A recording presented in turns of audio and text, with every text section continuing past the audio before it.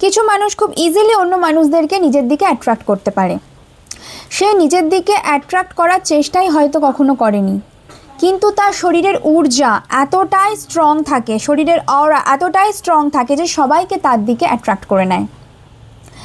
এবার কারোর যদি ভেনাস ফার্স্ট হাউসে থাকে হরোস্কোপে, অথবা ভেনাস যদি চরম স্ট্রং থাকে, then one thing is clear, this person attract people effortlessly.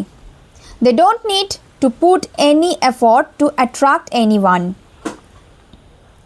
because they are naturally charming, so charming. যে কেউ তাদের প্রতি ইজিলি অবসেসড হয়ে যাবে। এদের স্মাইল এতটাই ভালো, যেন একটা ম্যাজিকের মতন। এদের কথা বলার মধ্যে যেন ম্যাজিক থাকে। সেই ব্যক্তিটি যদি ভিড়ের মধ্যে 100টা মানুষের মধ্যে দাঁড়িয়ে থাকে, then definitely everyone will look at him because his presence. কারণ সেই ব্যক্তিটা দাঁড়িয়ে থাকার জন্য সেই জায়গাটা পিসফুলনেস হবে। এদের প্রেজেন্সের মধ্যে আলাদা একটা জাদু থাকে। এবার এই ভেনাসকে, ভেনাস হলো শুক্র, মানে দৈত্যগুরু শুক্রাচার্য।